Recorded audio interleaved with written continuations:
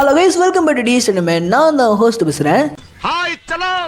இந்த வீடியோவில் solo rolling Ragnarok மான்வா பிரிட்டனோட part 14 தான் பார்க்க போகிறோம். இதுக்கு முன்னாடி போட்ட வீடியோலாம் பார்க்கலனா மேலே ஐக்கான்லையும் கீழே டிஸ்கிரிப்ஷன்லையும் தந்திருக்கேன், மறக்காம செக் பண்ணி பாருங்க. ஓகே, போன வீடியோட கடைசியில் தூதனோட ரெண்டாவது ஃப்ராக்மெண்ட் மூணாவது ஃப்ராக்மெண்ட்டோட கம்பைன் ஆகி ஒரு டீனேஜ் வயசு பையன் மாதிரி மாறுது மட்டும் இல்லாமல் சூஹோவை கொல்றதுக்கு பதிலாக அவனை நம்ம பக்கம் கொண்டு வந்துட்டோம்னா டெத்தை கூட கண்ட்ரோல் பண்ண முடியும்னு இந்த மூணாவது ஃப்ராக்மெண்ட் வந்த உடனே ஒரு ஈவலான பிளானை போகிறதோட அப்படியே போன வீடியோ முடிச்சிருப்பேன். ஸோ போன வீடியோ எந்த அளவுக்கு இன்ட்ரெஸ்டிங்காக இருந்துச்சோ அதே மாதிரியே இந்த வீடியோவும் செம்ம இன்ட்ரெஸ்டிங்காக இருக்கும். ஸ்கிப் பண்ணாம பாருங்க. எப்பயும் போல வீடியோக்கு லைக் தட்டி விட்டுருங்க. போன வீடியோ மாதிரியே இந்த வீடியோக்கு 800 லைக்ஸ் தான் டார்கெட். ஸோ மறக்காம அந்த லைக் பண்ண தட்டி விட்டு அதே மாதிரி கவுண்ட் பஸ் லைட்டை ஸ்வைப் பண்ணிட்டு பார்த்தீங்கன்னா அங்கே ஹைப் பண்ணுற ஆப்ஷன் இருக்கும். அதே மாதிரி தட்டி விட்டீங்கன்னா நிறைய பேர் நம்ம வீடியோ வந்து பார்ப்பாங்க. அப்படி நிறைய பேர் பார்த்தாங்கன்னா இந்த லைக் டார்கெட்டை ஈஸியாக ரீச் பண்ணிடலாம். சார் ரைட்டு கைஸ், வளவள குளம் பேசாம வீடியோக்குள்ள போயிடலாமா?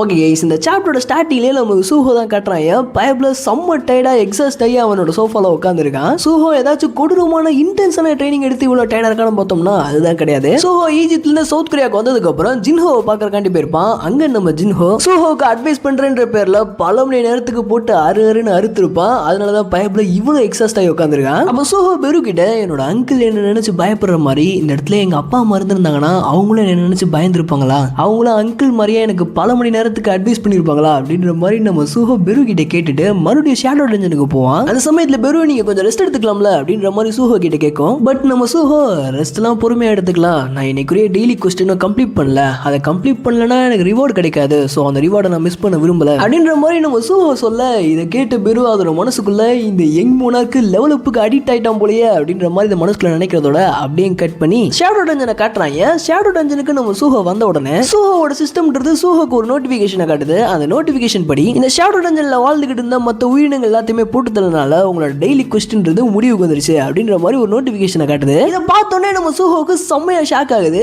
என்ன நடந்துச்சிங்க அப்படின்ற மாதிரி நம்ம சூஹோ எஸ்எல் கிட்ட கேட்க இதை கேட்ட எஸ்எல் அங்க என்ன நடந்துச்சுன்றத சொல்ல ஆரம்பிக்கிறா. அதாவது நம்ம ஆமூட் இருக்கான் இல்லையா, அவன் இந்த இடத்துல சுத்தி தெரிஞ்சுக்கிட்டு இருந்த ஏகப்பட்ட காப்ளின்ஸை ஒரே நைட்ல மொத்தமா வேட்டையாடி இருப்பான். இப்படி ஆமூட் எல்லா காப்ளின்ஸையும் ஒரே நைட்ல மொத்தமா வேட்டையானதுனால நம்ம சூஹோ வேட்டையாடுறதுக்கு எந்த ஒரு காப்ளின்ஸுமே இருந்திருக்காது. அதனாலதான் சூஹோவோட கொஸ்டின்றது முடிஞ்சு போச்சுன்ற மாதிரி சிஸ்டம் சொல்லியிருக்கோம். இதை கேட்ட சூஹோ அப்படியே மன உடச்சலுக்கு போயிடுவான். அட பாவி, என்னடா ஒரே நாள் இப்படி மொத்த காப்ளின்ஸை போட்டு இருக்கேடா, நான் இனிமேல் டெய்லி கொஸ்டின் இல்லாம எப்படா க்ரோ ஆவேன் அப்படின்ற மாதிரி நம்ம சூஹோ வருத்தப்பட இதை பார்த்து ஆமுட்டு நீங்க க்ரோ ஆகணும்னு உங்களுக்கு அவ்வளோ ஆசை இருந்துச்சுன்னா நான் உங்களை ட்ரெயின் பண்றேன். இதை கேட்ட சூஹோக்கு லைட்டா ஷாக் ஆகுது. என்னடா சொல்ற, உன்னால என்னை ட்ரெயின் பண்ண முடியுமா அப்படின்ற மாதிரி நம்ம சூஹோ ஆமுட் கிட்ட கேட்க அதுக்கு ஆமுட்டு நான் பிறக்கும் போதே ஒரு ஸ்ட்ராங்கஸ்டான பீயிங் கிடையாது, ஆனா ஸ்ட்ராங் ஆகிறதுக்கு என்ன ட்ரைனிங் பண்ணணும்ன்றது எனக்கு நல்லாவே தெரியும், நான் உங்களை ஸ்ட்ராங் ஆக்குறேன் யங் மோனார்க் அப்படின்ற மாதிரி நம்ம ஆமுட் சூஹோ கிட்ட சொல்லும் போது சிஸ்டம் சூஹோக்கு ஒரு நோட்டீஸை காட்டுது. அந்த நோட்டீஸ்ல புதுசா ஒரு டெய்லி கொஸ்டின்றது அப்பியர் இருக்கு. அந்த டெய்லி கொஸ்டின் நீங்க அக்செப்ட் பண்ணிக்கிறீங்களா இல்லையா அப்படின்ற மாதிரி நம்ம சிஸ்டம் சூஹோ கிட்ட கேக்குது.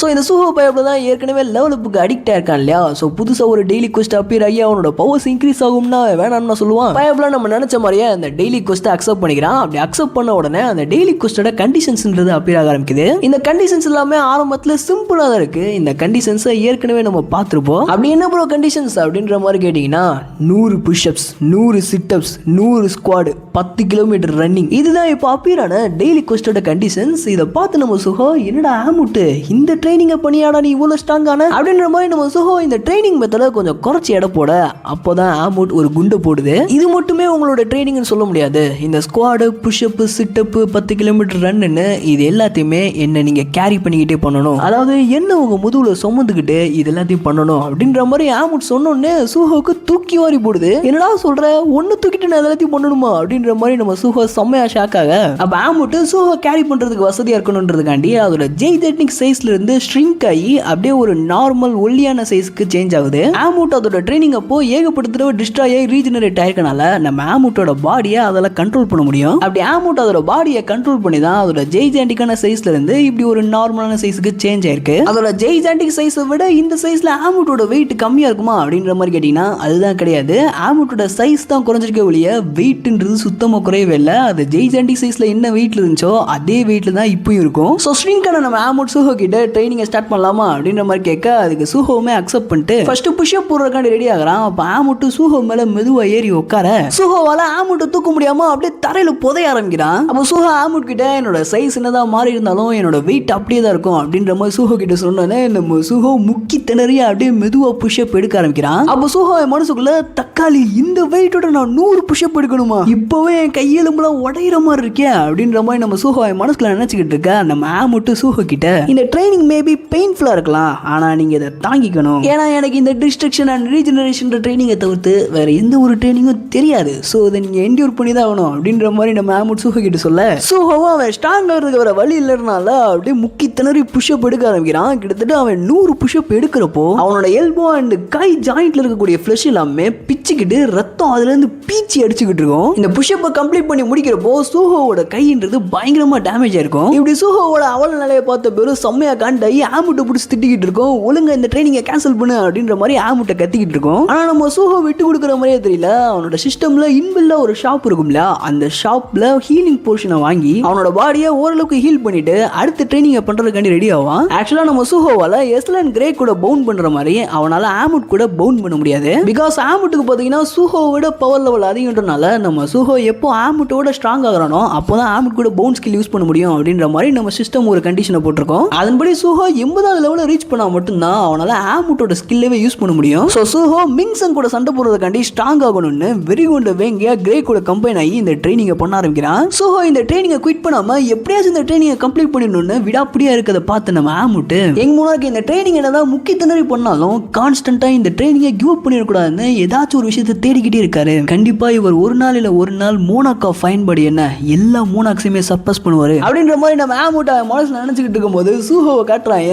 பயபுல அழுதுகிட்டே இந்த ட்ரைனிங்கை பண்ணிக்கிட்டு இருக்கான். சூஹோவை இந்த நிலைமையில பாக்குறப்போ பாவமா இருக்குது. ஆரம்பத்துல நம்ம சூஹோ தான் பாத்தீங்கன்னா எஸ்எல் கிரேன்னு 2 பேத்தையுமே ட்ரைனிங் பண்றன்ற பேர்ல சாவடிச்சுக்கிட்டு இருப்பான். இப்ப ஆமுட்டு சூஹோவையே இந்த ட்ரைனிங்ன்ற பேர்ல தூக்கி சோறுக ஒரு வழியா கடைசியில நம்ம சூஹோ இந்த ட்ரைனிங்கை கம்ப்ளீட் பண்றான். ஃபர்ஸ்ட் டே ட்ரைனிங்கை கம்ப்ளீட் பண்றதுக்கு சூஹோக்கு போதும் ஆயிருச்சு. இந்த டெய்லி குஸ்ட்டை கம்ப்ளீட் பண்ணதுக்கு அப்புறம் நம்ம சூஹோக்கு ஒரு ரிவார்ட் கிடைக்கிறது மட்டும் இல்லாம அவனோட ஸ்ட்ரென்த் அண்ட் ரெசிலியன்ஸுமே இன்க்ரீஸ் ஆயிருக்கு. இதை பார்த்து நம்ம சூஹோ அவனோட மனசுக்குள்ள இந்த ட்ரைனிங் எவ்வளவு எஃபிஷியன்டா இருக்க போகுதுன்றது எனக்கு தெரியல, ஆனா இந்த டெய்லி குஸ்ட் இப்ப இருக்க ஸ்டேஜ்ல இருந்து டபுள் ஆகிற சமயத்துல கண்டிப்பா நான் ஸ்ட்ராங்கா இருப்பேன் அப்படின்ற மாதிரி நம்ம சூஹோ மனசுக்குள்ள நினைச்சிட்டு அப்படியே ஷேடோ டஞ்சன்ல இருந்து அவன் அப்பாயின்மெண்ட்டுக்கு வந்த உடனே செம்ம டயர்ட்ல இருந்தான் இல்லையா, ஸோ வந்த வேகத்துல அப்படியே சோஃபால படுத்து தூங்க ஆரம்பிச்சிடறான். சூஹோ இப்படி தூங்கின உடனே நம்ம வெறும் சூஹோக்கு ஒரு பெட்ஷீட்டை போத்தி விட்டுட்டு அப்பாடி நம்மளுக்கு கொஞ்சம் ஃப்ரீ டைம் கிடைச்சிருச்சு அப்படின்ற மாதிரி நம்ம வெறும் டிவி ஆன் பண்ணி பாக்குது. டிவில பிரேக்கிங் நியூஸா ஹண்டர் அசோசியேஷன் கொடுத்த ஒரு புது ஆர்டரை பத்தி பேசிக்கிட்டு இருக்காங்க. அதாவது ரீசெண்டா ஏர்போர்ட்ல நடந்த டஞ்சன் பிரேக்னால ஹண்டர் அசோசியேஷன் இந்த ஃபீல்ட் டைப் டஞ்சன்ஸ் எல்லாத்துக்குமே புதுசா நிறைய ரெகுலேஷன்ஸ்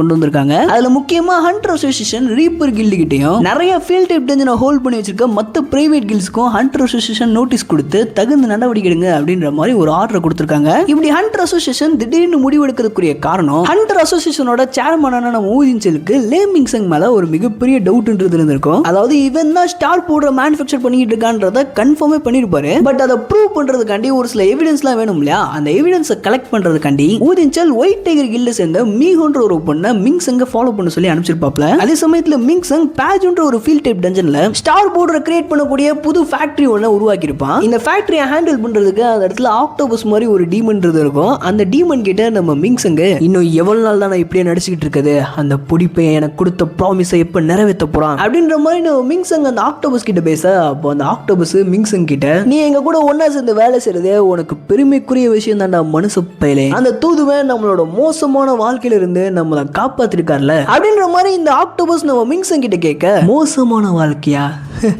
என்னோட வாழ்க்கைய லவ்லி மான்ஸ்டர் நீ எடை போடுறியா அப்படின்ற மாதிரி மிங்சங் லைட்டா காண்டாயி அவனோட டேகரை வச்சு செம்ம ஃபர்ஸ்டா அந்த ஆக்டோபஸ் மூஞ்சில தொங்கிக்கிட்டு இருந்த ஒரு சில டென்டக்கிள்ஸை கட் பண்ணிட்டு தக்காளி உனக்கு என்ன சாகணும்னு ஆசையா இருக்கா அப்படின்ற மாதிரி நம்ம மிங்சங் கொஞ்சம் காண்டா அந்த ஆக்டோபஸ் கிட்ட கேட்க, அப்போ அந்த ஆக்டோபஸ் ஏதாச்சும் பேசினா வெட்டி போடுவான் போலயே அப்படின்ற மாதிரி கொஞ்சம் அமைதியாவே நிக்குது. அப்போ மிங்சங் அந்த புடிப்பையன் எங்க அப்படின்ற மாதிரி அந்த ஆக்டோபஸ் கிட்ட கேட்க, அதுக்கு ஆக்டோபஸ் தூதுவர் கொஞ்சம் வேலையா இருக்காரு அப்படின்ற மாதிரி மிங்சங் கிட்ட சொல்லும் போது நம்ம மிங்சங் இந்த பாரு லிம்ட் டெக்யூ கூடிய சீக்கிரத்துல கொரியாக்கு வர போறான். சோ அந்த தூதுவே எனக்கு கொடுத்த ப்ராமிஸை நிறைவேற்ற சொல்லு அப்படின்ற மாதிரி மிங்சங் அந்த ஆக்டோபஸ் கிட்ட சொல்லுவான். ஆக்சுவலா இந்த ஒரு ஆக்டோபஸ்னால தான் எசலோட அப்பா அப்புறம் எசலோட கிளானான ரெடியூரு கிளான் மொத்தமா அழிஞ்சிருக்கும். அதாவது நம்ம ஜின்வோ இந்த டீமன் ரெல்ம் அழிக்கும் போது இந்த ஆக்டோபஸ் பாத்தீங்கன்னா டிமென்ஷனல் ரிஃப்ட்ல மாட்டிருக்கும். அப்போ டைமென்ஷனல் ரிஃப்ட்ல இருந்து இந்த ஆக்டோபஸை தூதுவன் தான் காப்பாத்திருப்பான். தூதுவன் இந்த ஆக்டோபஸை காப்பாத்துறது மட்டும் இல்லாம இந்த ஆக்டோபஸ் கிட்ட அவன் கிராஃப்ட் பண்ண ஸ்டார் பவுடர் கொடுத்து விட்டுருப்பான். இந்த ஆக்டோபஸ் தான் பாத்தீங்கன்னா டீமன் ரெல்ம்ல ஸ்டார் பவுடர் ஸ்ப்ரெட் பண்ணி விட்டு அந்த டீமன் ரெல்ம்ல இருந்த எல்லா டீமன்ஸையுமே ரெடியூரு கிளான் எதிர்த்து சண்டை போட விட்டுருக்கோம். இப்படிதான் ரெடியூரு கிளான் மொத்தமா அழிஞ்சிருக்கும். ரியாலிட்டில அந்த ஆக்டோபஸ் மிங்சங் கிட்ட பயங்கரமான சக்தியை கொடுக்கக்கூடிய அந்த கோல்டன் ஸ்டோனை நீட்டி இது உனக்கும் கிடைச்சிருக்கும்ல, ஆனா இதை ஏன் இன்னும் யூஸ் பண்ணாம இருக்க? நீ தூதுவரை ஃபாலோ பண்ண மட்டும் போதும், நீ இப்ப இருக்க ஸ்டேஜை விட இன்னும் பவர்ஃபுல் ஆகலாம். ஏன் நீ சொல்ற அந்த லிம் டெக்யூன்றவனை நீயே போட்டு தள்ளலாம் அப்படின்ற மாதிரி இந்த ஆக்டோபஸ் மிங்சங்கோட மண்டையை கழுவ ட்ரை பண்ணுது. பட் நம்ம மிங்சங் எஸ்ரா ஹண்டர்ஸை பத்தி உனக்கு என்னடா தெரியும்? நீ இப்படியே ஒரு கல்டிஸ்ட் மாதிரி பேசிக்கிட்டு இருக்கிறதுல எந்த ஒரு பயனும் இல்ல. போயும் இந்த ஒரு விஷயத்துல நான் யூஸ் பண்ணுவேன் நீ நினைக்கிறியா அப்படின்ற மாதிரி அந்த ஆக்டோபஸ் கிட்ட மிங்சங் சொல்லிட்டு அப்படியே அந்த இடத்த விட்டு கிளம்புறான். அப்போ அந்த ஆக்டோபஸ் மிங்சங் கிட்ட மனுஷ பயவிலேயே நீ ஒரு முட்டா பையன்டா, அதனாலதான் நீ எப்போதுமே ஒரு ஃபெயிலியரா இருக்க அப்படின்ற மாதிரி மிங்சங் கிட்ட சொல்ல அதெல்லாம் கண்டுக்காம மிங்சங் அந்த ஃபீல்ட் டைப் டஞ்சனை விட்டு வெளியே வரான். வெளியே வந்த மிங்சங் அவன் மனசுக்குள்ள இந்த தூதுவை லிம் டெக்யூவை போட்டு தள்ளனா போதும், அதுக்கப்புறம் இவங்க எனக்கு தேவையில்ல, இவங்களை நான் ஹண்டர் அசோசியேஷன் கிட்ட மாட்டி விட்டா அவங்க மிச்சத்தை பார்த்துப்பாங்க, அண்ட் தென் நான் மறுபடியும் என்னோட பழைய நிலைமைக்கே வந்துடுவேன் அப்படின்ற மாதிரி மிங்சங் அவன் மனசுக்குள்ள நினைச்சிட்டு அந்த பேஜ் ஃபீல்ட் டைப் டஞ்சன்ல இருந்து கிளம்ப இவன் இந்த பேஜ் ஃபீல்ட் டைப் டஞ்சன்ல இருந்து கிளம்புறத ஊஜின்சல் அனுப்பிச்சு வச்ச ஒயிட் டைகர் கில்ட சேர்ந்த மீஹோ பார்த்துட்டு ஊஜின்சல் கிட்ட இந்த மாதிரி மிங்சங் பேஜ் ஃபீல்ட் டைப் டஞ்சனை விட்டு கிளம்பிட்டான், எனக்கு தெரிஞ்சு இந்த இடத்துல தான் ஸ்டார் பவுடர் உருவாக்குறாங்கன்னு நினைக்கிறேன் அப்படின்ற மாதிரி மீஹோ ஊஜின்சல் கிட்ட சொல்ல இதை கேட்ட ஊஜின்சல் சரி ரைட் மீஹோ நீ அவனை தொடர்ந்து ஃபாலோ பண்ணிக்கிட்டே இரு அப்படின்ற மாதிரி ஊஜின்சல் மீஹோக்கு ஒரு ஆர்டர் கொடுத்துட்டு போனை கீழே வைக்கும் போது தான் அந்த ஆபீஸ் ரூம்ல ஊஜின்சலுக்கு எய்தாப்ல சோஜிகின் இருக்க மாதிரி காட்டுறாங்க. இவனுக்குமே மிங்சங்க பத்தின விஷயம்லாம் தெரிஞ்சிருக்கு. அப்போ இந்த பயப்ல ஊஜின்சல் கிட்ட என்ன சேர்மன் ஒரு வழியா கடைசியில மிங்சங் மாட்டிக்கிட்டான் போல, ரீசெண்டா ஏர்போர்ட்ல நடந்த டஞ்சன் பிரேக் இன்சிடென்ட்ல அந்த டஞ்சனை மேனேஜ் பண்ணிக்கிட்டு இருந்த அசோசியேஷன் மெம்பர்ஸ் எல்லாத்தையுமே விசாரிச்சு பார்த்ததுல அவங்க எல்லாருமே ஒரே நேரத்துல அவங்களோட மெமரிஸை லாஸ் பண்ணிருக்காங்க. முக்கியமா அவங்க எல்லாருமே ஸ்டார் பவுடரை கன்சியூம் பண்ணுவாங்க. அதே சமயத்துல இதே மாதிரி அன்யூஷுவலான விஷயங்கள் நிறைய இடத்துல நடந்திருக்கு. இது எல்லாத்துக்குமே காமனா இருக்குது அந்த ஸ்டார் பவுடர் தான் அப்படின்ற மாதிரி சோய்ஜிங்கின் ஊஜின்சல் கிட்ட சொல்ல இதை கேட்ட ஊஜின்சல் இப்போ நம்மளுக்கு இந்த ஸ்டார் பவுடர் மேல கொஞ்சம் சந்தேகம் வந்திருக்குன்றனால நம்மளால ஃபார்முலா இந்த ஸ்டார் பவுடரை பேன் பண்ண முடியும் அப்படின்ற மாதிரி ஊஜின்சல் சோய்ஜிங்கின் சொல்ல இதை கேட்ட அந்த பயப்ல அப்போ மிங்சங் என்ன பண்ண போறீங்க அப்படின்ற மாதிரி ஊஜின்சல் கிட்ட கேட்க அப்போ ஊஜின்சல் பயங்கர கோவத்தோட மிங்சங்கையும் அவனுக்கு பின்னாடி இருக்க மாஸ்டர் மைண்டையும் மொத்தமா கேப்சர் பண்ணுவோம் அப்படின்ற மாதிரி நம்ம ஊஜின்சல் மிங்சங் மேல செம்ம கான்ல இருக்க மாதிரி காமிச்சிருப்பாங்க. இதோட விளைவாதான் ஃபீல்ட் டைப் டஞ்சனுக்கு ஏகப்பட்ட ரெகுலேஷன்ஸ்ன்றது போடப்பட்டிருக்கும். முக்கியமா ரீப்பர் கில்டுக்கு இந்த நோட்டீஸை டைரக்டா ஹண்டர் அசோசியேஷனை சேர்ந்தவங்க ரீப்பர் கில்டு கிட்ட கொண்டு போய் கொடுத்துட்டு இந்த மாதிரி ரீப்பர் கில்டு நிறைய ஃபீல்ட் டைப் டஞ்சனை ஹோல்ட் பண்ணிருக்கு, இந்த ஃபீல்ட் டைப் டஞ்சனால மக்களுக்கு ஆபத்து வரதுக்கும் நிறைய சான்ஸ் இருக்கு. சோ எங்க ஹண்டர் அசோசியேஷனை சேர்ந்த சுப்பீரியர்ஸ் உங்களோட ஃபீல்ட் டைப் டஞ்சன்ல ஒன்னான பைஜு ஃபீல்ட் டைப் டஞ்சனுக்கு கிளியரன்ஸ் கேட்டிருக்காங்க. அதே சமயத்துல லே மிங்சங் நீங்க கிட்டத்தட்ட ஒரு ஹாஃப் இயருக்கு மேல ஹண்டர்ன்ற வகையில எந்த ஒரு பெர்ஃபார்மன்ஸுமே பண்ணல. சோ உங்களோட ஹண்டர் லைசன்ஸை மெயின்டைன் பண்றதுக்கு நீங்களுமே இந்த பைஜு ஃபீல்ட் டைப் டஞ்சனோட சப்ஜுகேஷன் ப்ராசஸ்ல பார்ட்டிசிபேட் பண்ணணும் அப்படின்ற மாதிரி ஹண்டர் அசோசியேஷனை சேர்ந்த மெம்பர்ஸ் சொல்ல இதை கேட்ட மிங்சங் இந்த சேர்மன் ஊஜின்சல் கரெக்டா எல்லா இடத்தையும் விட்டுட்டு இந்த பேஜ் ஃபீல்ட சூஸ் பண்ணி தொலைஞ்சிருக்கான், அந்த இடத்துல தானே லார்ஜஸ்டான ஃபேக்டரியே இருக்கு, எக்காரணத்துக்கு கொண்டு இந்த ஆஃபர் அக்செப்ட் பண்ணிடவே கூடாது அப்படின்ற மாதிரி லே மிங்சங் மனசுல நினைச்சுக்கிட்டு இருக்கும் போதே இந்த ரீப்பர் கில்டோட கில்டு மாஸ்டர் லிம் டெக்யூ அந்த ஹண்டர் அசோசியேஷனை சேர்ந்தவங்க கிட்ட இதுல எங்களுக்கு எந்த ஒரு பிரச்சனையும் இல்ல, நாங்க ஹண்டர் அசோசியேஷனோட ஆஃபர் அக்செப்ட் பண்ணிக்கிறோம், நீங்க சொல்ற மாதிரியே எல்லாத்தையும் செஞ்சிடலாம் அப்படின்ற மாதிரி நம்ம லிம் டெக்யூ ஹண்டர் அசோசியேஷன் மெம்பர்ஸ் கிட்ட சொல்ல இதை கேட்டு மிங்சங்க்கு செம்மையா ஷாக் ஆகுது. அப்போ இந்த அசோசியேஷனை சேர்ந்தவங்க லிம் டெக்யூ கிட்ட ரொம்ப நன்றி, நாங்க எங்களோட ஒரு சில ஹண்டர்ஸ் அவங்க கூட ஜாயின் பண்றதுக்காண்டி அனுப்பிச்சு வைக்கிறோம், அவங்க கூட ஒன்னா சேர்ந்து நீங்க வேலை செய்வீங்க நாங்க நம்புறோம் அப்படின்ற மாதிரி ஹண்டர் அசோசியேஷனை சேர்ந்தவங்க லிம் டெக்யூ கிட்ட சொல்லிட்டு அந்த இடத்த விட்டு கிளம்புறாங்க. இவங்க இப்படி போனோடனே ஏற்கனவே லிம் டெக்யூ மேல செம்ம கான்ல இருந்த மிங்சங்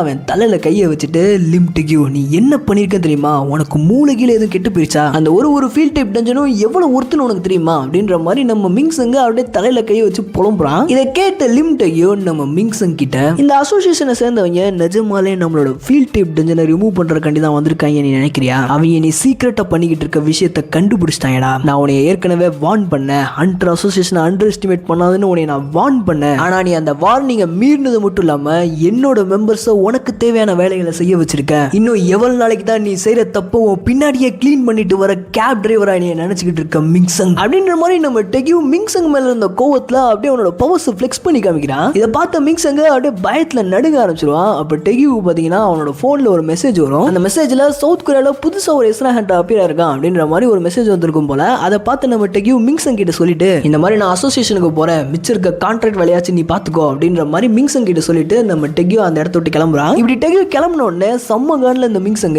இந்த ஏலியன் பைப்ல எப்ப வளர போறான், அந்த 3வது பிராக்மெண்ட் எப்ப வந்து தொலையும், சீக்கிரமா வளர்ந்து இந்த லிம் டெக்யூ போட்டு தள்ளுறான் ஏலியன், இவெல்லாம் உயிரோடவே இருக்க கூடாது அப்படின்ற மாதிரி நம்ம லிங்சங் கோவத்தின் உச்சகட்டத்துல அவனோட மனசுக்குள்ள லிம் டெக்யூக்கு சாவ விட்டுக்கிட்டு இருக்கும்போது சடனா டெக்யூ வச்சுட்டு போன போனை பாக்குறான். அந்த போன்ல புதுசா அப்பியர் ஆன எஸ்ரா ஹண்டரோட போட்டோன்றது இருக்கு. அந்த போட்டோல இருக்குது வேற யாரும் இல்ல, நம்ம தூதுவன் தான். தூதுவன் 3வது பிராக்மெண்டோட ஜாயின் ஆகி ஒரு டீனேஜ் வயசு பையனா வளர்ந்துருக்கத பார்த்த மிங்சங் கொடூரமான ஸ்மைல போறது மட்டும் இல்லாம அவன் மனசுக்குள்ள இந்த ஏலியன் குஞ்சே ஏதோ ஒரு இன்ட்ரெஸ்டிங்கான வேலையை பார்க்கறான் அப்படின்ற மாதிரி அவன் நினைக்கிறதோட அப்படியே கட் பண்ணி இந்த பக்கம் ஹண்டர் அசோசியேஷன்ல நம்ம தூதுவனை காட்டுறாங்க. இப்போதான் பாத்தீங்கன்னா நம்ம தூதுவனுக்கு ஒரு பேரவே கொடுத்துருக்காங்க. அதாவது அவனுக்கு அந்த பேரை வச்சுக்கிட்டான். அப்படி தூதுவன் அவனுக்கு அவனே வச்சுக்கிட்ட பேரு பார்க் டோஜின். அந்த பார்க் டோஜின்ற பேரை எங்கிட்ட இருந்து எடுத்தான்னு தெரியல. ஸோ இந்த பேரை நம்ம கொஞ்சம் ஷார்ட்டா பார்க்னு கூப்பிடுவோம். புதுசா ஒரு எஸ்ரா ஹண்டர் அப்பியர் ஆனாலே அந்த எஸ்ரா ஹண்டரை ஏதாச்சும் ஒரு கில்டு மாஸ்டர்ஸ் அவங்க கூட ஜாயின் பண்றதுக்காண்டி முயற்சி பண்ணுவாங்க இல்லையா, அந்த மாதிரி இந்த இடத்துக்கு ஃபர்ஸ்டா சாய்ஜிங்கின் அப்பியர் ஆகிறது மட்டும் இல்லாம நம்ம பார்க் கிட்ட அப்படியே பேச்ச போடுறான். நான் இதுக்கு முன்னாடி உன்னை எங்கேயாச்சும் பார்த்திருக்கேனா, எனக்கு என்னமோ நான் உன்னை எங்கேயோ பார்த்த மாதிரி இருக்கு அப்படின்ற மாதிரி நம்ம சாய்ஜிங்கின் கேட்க, அதை கேட்ட பார்க்கு இல்ல நான் உங்களை இதுக்கு முன்னாடி நேர்ல பார்த்தது இல்ல, ஆனா நான் உங்களை பத்தி நிறைய கேள்விப்பட்டிருக்கேன் அப்படின்ற மாதிரி பார்க்கு சொல்ல, அப்போ இதை கேட்ட சாய் சரிட்டு நான் டைரக்டா பாயிண்ட்க்கு வந்துடுறேன், எங்க ஹண்டர்ஸ் கில்டு கூட நீ கான்டாக்ட் மேக் பண்ணிக்கிறியா அப்படின்ற மாதிரி நம்ம சாய் பார்க்கு கிட்ட கேட்க, அதுக்கு பார்க்கு உங்களோட ஆஃபருக்கு ரொம்ப நன்றி, ஆனா நான் ஏற்கனவே வேற ஒரு கில்டு கூட ஜாயின் பண்ணலாம் நினைச்சுக்கிட்டு இருக்கேன் அப்படின்னு அவனோட கையை நீட்டி அந்த ஹண்டர் அசோசியேஷன் பில்டிங்ல இருந்த ஒருத்தனை பாயிண்ட் அவுட் பண்றான். இப்படி பார்க்கு பாயிண்ட் அவுட் பண்ணது வேற யாரும் இல்ல, லிம் டெக்யூ தான். சோ ஏற்கனவே லே மிங்சங் இருக்கக்கூடிய ரீப்பர் கில்ல தான் பார்க்குமே ஜாயின் பண்றான். இப்படி பார்க்கு ரீப்பர் கில்ல ஜாயின் ஆனதுக்கு அப்புறம் 2-3 நாள் கழிச்சு பார்க்கும் மிங்சங்கும் தனியா பேசுறதுக்கு நேரம் கிடைக்குது. அப்போ மிங்சங் தூதுவன் கிட்ட பரவாயில்லடா, உன்னை நான் கொஞ்ச நாளைக்கு முன்னாடி தான் சிறுசா பார்த்தேன், ஆனா உன்ன மாதிரியான ஏலியன்ஸ்லாம் ரொம்ப சீக்கிரமா வளர்ந்துறீங்களே அப்படின்ற மாதிரி மிங்சங் தூதுவன் கிட்ட கேட்க, அதுக்கு தூதுவன் இதுக்கு முன்னாடி நான் சர்வே ஆகிறதுக்காண்டி கொஞ்சம் சின்னதாகவும் எங்காவும் இருக்கிற மாதிரி என்னை நான் ப்ரொஜெக்ட் பண்ணிக்கிட்டேன், ஆனா என்னோட பவர்ஸ்லாம் ஓரளவுக்கு கேதர் ஆயிடுச்சுன்றனால இனிமேல் என்னோட அப்பியரன்ஸை நான் மறைக்க வேண்டிய அவசியம் இல்லை அப்படின்ற மாதிரி தூதுவன் மிங்சங் கிட்ட சொல்ல, இதை கேட்ட மிங்சங் அப்ப இந்த பார்க் டோஜின்ற பேரு இதை யாரா உனக்கு வச்சா, அண்ட் ஜஸ்ட் நீ ஹண்டராகி என்ன பண்ண போற அப்படின்ற மாதிரி நான் மிங்சங் தூதுவன் கிட்ட கேட்க, அதுக்கு தூதுவன் நான் பப்ளிக்ல ஆக்ட் பண்றதுக்கு எனக்கு ஒரு பேர் வேணும் இல்லையா, அதனால தான் நான் இந்த பேரை சூஸ் பண்ணேன், அதே சமயத்துல இந்த ஹண்டர்ன்ற பொசிஷன் எனக்கு வருங்காலத்துல கொஞ்சம் ஃபேவரபிளா இருக்கும், நான் பண்ற விஷயங்களுக்கு இது யூஸ்ஃபுல்லா இருக்கும் அப்படின்ற மாதிரி தூதுவன் மிங்சங் கிட்ட சொல்ல, அப்போ மிங்சங் டேய் நீ ஏர்போர்ட்ல செஞ்ச கலவரத்தினால அந்த ஹண்டர் அசோசியேஷன் சேர்ந்தவங்க என்னைய டார்கெட் பண்ணிட்டு இருக்காங்க, ஒருவேளை அவங்க பைஜு ஃபீல்ட்ல நம்ம அமைச்சு வச்சிருக்க பெரிய ஃபேக்டரியை கண்டுபிடிச்சிட்டாங்கன்னா உனக்கு எனக்கும் நடுவில் இருக்க எல்லா டீலும் அதோட முடிஞ்சு போயிடும் அப்படின்ற மாதிரி நான் மிங்சங் தூதுவன் கிட்ட சொல்ல, இதை கேட்ட தூதுவன் நீ எதுக்கும் கவலைப்படாத மிங்சங், நான் இந்த ரீப்பர் கில்ல ஜாயின் பண்ணதுக்குரிய காரணமே அவங்க இந்த ஃபேக்டரியை கண்டுபிடிச்சிடக்கூடாதுன்றக்காண்டி தான், நான் அந்த ஹண்ட்ல பார்ட்டிசிபேட் பண்ண போற எல்லா ஹண்டர்ஸையுமே என் கடவுளோட பிலீவர்ஸா மாத்த போறேன், அவங்க என் கடவுளோட பிலீவர்ஸா மாறினதுக்கு அப்புறம் அவங்க என்னத்தை கண்டுபிடிக்க போறாங்க அப்படின்ற மாதிரி நம்ம தூதுவன் மிங்சங் கிட்ட சொல்றதோட அப்படியே கட் பண்ணி இப்போ ரியாலிட்டியை காட்டுறாங்க. அதாவது தூதுவன் ரீப்பர் கில்ல சேர்ந்து ஒரு வாரம் கழிச்சு காட்டுறாங்க. இவங்க ஒரு வாரம் கழிச்சு இந்த பைஜு ஃபீல்டு ஹண்ட்டுக்காண்டி வந்திருக்காங்க. அப்போ இந்த சப்ஜுகேஷன் ப்ராசஸ்க்கு ஹண்டர் அசோசியேஷன் சைட்ல இருந்து ஒயிட் டைகர் கில்டு சேர்ந்த மீஹோன்ற பொண்ணு அனுப்பிச்சு வச்சிருப்பாங்க. ஸோ இந்த மீஹோ தான் ஏற்கனவே மிங்சங்க ஃபாலோ பண்ணிக்கிட்டு இருந்திருப்பா. ஹண்டர் அசோசியேஷன் சைட்ல இருந்து வந்த ஹண்டர்ஸ்ல மீஹோக்கு மட்டும் தான் ஸ்டார் போர்டர் விஷயத்தை பத்தி தெரியும். அதனால அவன் இந்த இடத்துக்கு வந்ததுக்குரிய காரணமே ஸ்டார் போர்டர் ஃபேக்டரியை கண்டுபிடிச்சு மிங்சங்க்கு எதிரான ஸ்டார் போர்டர் ஃபேக்டரியோட எவிடன்ஸை கண்டுபிடிச்சு அந்த எவிடன்ஸோட மிங்சங்க மாட்டி விடுறதுக்காண்டி தான் இந்த இடத்துக்கு வந்திருப்பா. அப்போ மீஹோ மிங்சங் கிட்ட அவளை இன்ட்ரடியூஸ் பண்ண, நம்ம மிங்சங் எந்த ஒரு பதட்டமே இல்லாம நார்மலா மீஹோ கிட்ட பேசுவான். இவகிட்ட மட்டும் தான் இப்படி பேசுறான்னு பார்த்தோம்னா எல்லார்கிட்டயுமே அவன் நார்மலா தான் பேசுறான். அதை பார்த்த மீஹோக்கு பா இவன் ஒரு ஆக்டர்ன்றத கரெக்டா நிரூபிச்சு காமிக்கிறான். என்னதான் அவன் மனசுக்குள்ள குறுகுறுன்னு இருந்தாலும் வெளியே அதை யார்ட்டையுமே காமிக்காம பேசுறான். ஆனா மிங்சங் இன்னைக்கு உன்னோட முகத்திரிய என் கையால நான் கிளிக்காம விட மாட்டேன் அப்படின்ற மாதிரி மீஹோ மனசுல நினைச்சுக்கிட்டு இருக்கும் போது அந்த இடத்துல பார்க் டோஜின் அதாவது நம்ம தூதுவனை அந்த பாஜு ஃபீல்ட் டைப் டஞ்சன்ல காமிக்கிறாங்க. இவனுமே ரீப்பர் கில் சைடுல இருந்து இந்த சப்ஜுகேஷன் ப்ராசஸ்ல பார்ட்டிசிபேட் பண்றதுக்காண்டி வந்திருக்கான். ஸோ ரீப்பர் கில்லோட மிங்சங் அண்ட் பார்க் இவங்க 2 பேரும் ஹண்டர் அசோசியேஷன் கூட ஒன்னா சேர்ந்து இந்த சப்ஜுகேஷன் ப்ராசஸ் ஸ்டார்ட் பண்றதோட அப்படியே கட் பண்ணி இந்த சப்ஜுகேஷனுக்கு வந்த மைனிங் டீமை காட்டுறாங்க. அந்த மைனிங் டீம்ல தலைவர் சங் சுஹோ கையில ஒரு கோடாரியோட இந்த பாஜு ஃபீல்ட் டைப் டஞ்சனுக்கு வர மாதிரி காமிக்கிறதோட இந்த வீடியோவை முடிச்சுக்கிறேன். ஓகே கைஸ், போன வீடியோக்கு பாத்தீங்கன்னா நான் 800 லைக்ஸ் கேட்டிருந்தேன். நீங்க என்ன நினைச்சீங்கன்னு தெரியல, 800 லைக்ஸை வேகமா கொண்டு வந்துட்டீங்க.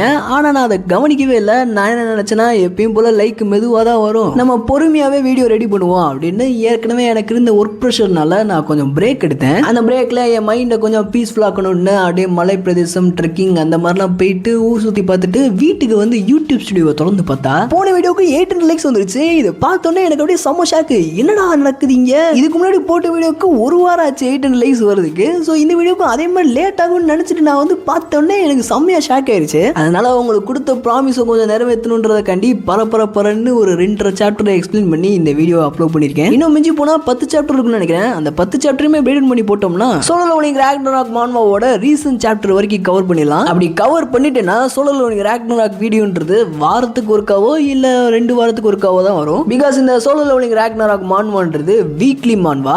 வீக்லி ஒரு சாப்டர் ரிலீஸ் ஆகுன்ற மாதிரி சொல்றாங்க. ஒரு சிலர் சீசன் முடியிறப்போ பிரேக்கும் எடுப்பாங்கன்ற மாதிரி சொல்றாங்க. அதனால என்னால முடிஞ்ச அளவுக்கு அடுத்த வீடியோலயே சோலோ லெவலிங் ராக்னராக்கோட மிச்சம் இருக்க 10 சாப்டரையுமே பிரேக் டவுன் பண்ணி போட ட்ரை பண்றேன். இல்லனா என்னால முடிஞ்ச அளவுக்கு வாரம் ஒரு 5 சாப்டர் பிரேக் டவுன் பண்ணி போட ட்ரை பண்றேன். சார் ரைட் கைஸ், வீடியோ பிடிச்சிருந்தா வீடியோக்கு ஒரு லைக் பண்ணிருங்க. இந்த வீடியோ பிடிச்சிருந்தா அட்லீஸ்ட் நீங்க சேனல்ல போடுற எல்லா வீடியோ பிடிக்கும். ஸோ மறக்காம செக் பண்ணி பாருங்க. ஓகே கைஸ், இதே மாதிரி அமேசிங்கான வீடியோல பார்க்கலாம். Until then, bye from DXT Anime.